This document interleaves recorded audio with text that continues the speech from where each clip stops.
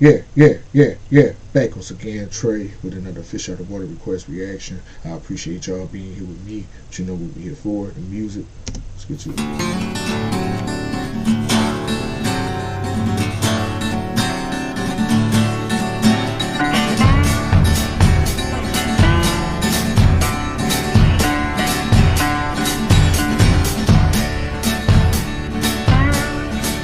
Well, before I could walk, I had a wrench in my hand. I was my mama's little angel, my daddy's second chance. He went end over end. The first year he went pro and he lost part of his eyesight, so he couldn't race no more.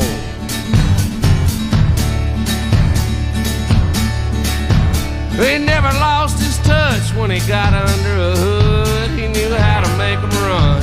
He knew one day he would see his name in Victory Lane and engraved on that cup, just like all them other crazy fools are racing in their blood.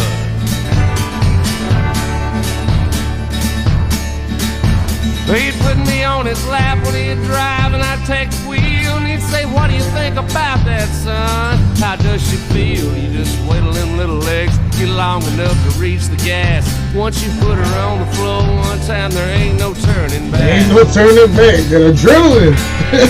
That adrenaline.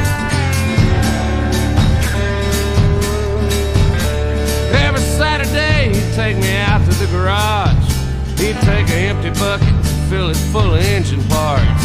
He'd sit me down and pour them out in front of me on the floor. I'd have to tell him what each one was and what each one was for.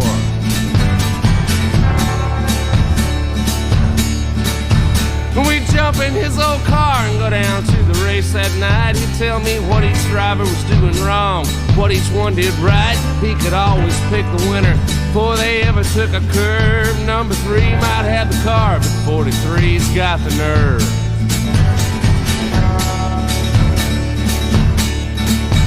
But before I turned 18, Daddy said, "Now pretty soon you'll be old enough to race, but I'm gonna leave it up to you." Taught you all about it, taught you everything I know. You gotta have a car to do it, and you gotta work and buy your own.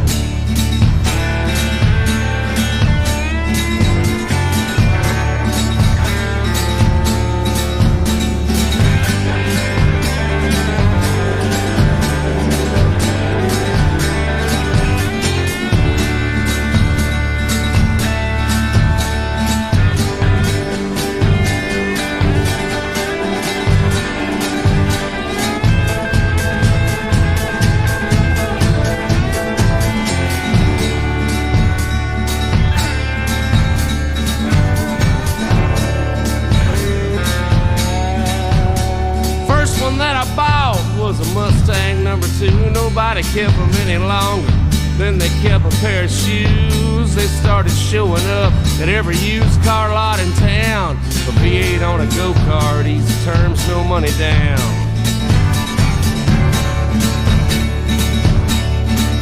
Me and Daddy and my uncle took her home and we tore her down.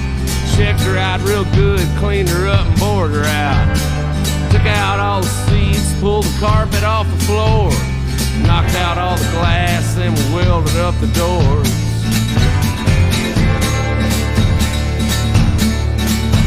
Well, the first time that I raced, my qualifying was a shame. I started out way in the back and came back about the same. Pulled her in the pit, couldn't look my daddy in the eye. He said, "If you quit now, son, it's gonna haunt you all your life." See, it ain't about the money or even being number 1. You gotta know when it's all over, you did the best you could have done. And knowing that it's in you and you never let it out is worse than blowing any engine or any wreck you'll ever have.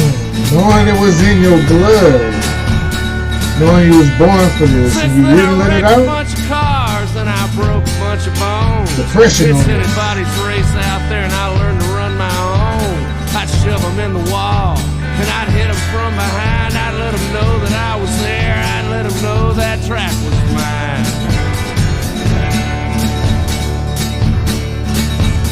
It's been several years since my daddy passed away, but his picture's on my dash every time I go to race.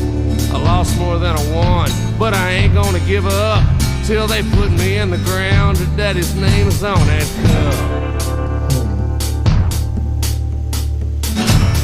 Carry on that tradition.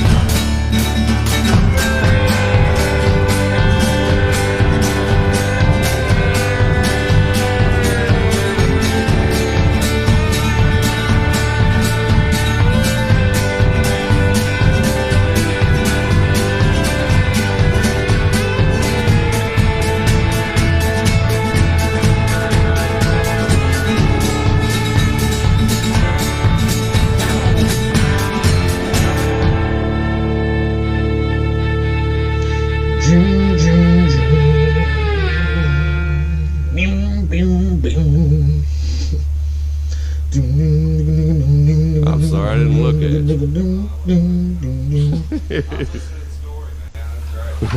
Yeah, I was listening to the story too. It was great. I was just about to say that. Like, this was a great story, man, from beginning to end. It was kind of like an audio book, like an audio book or audio, like an audio script. Like, they could have visually shot. You could have been a first-time director. He gave you a script to follow. Just find the right pieces and the right time that he's talking about. Just all you had to do is just figure out what year it was to try to match the year and get the people. He put the visual together for you, but he did it audibly. But I like the guitar bars that's going in there, but you can tell they kind of pulled back a lot of the instrumentation and kept it regular and even keel so the story can shine.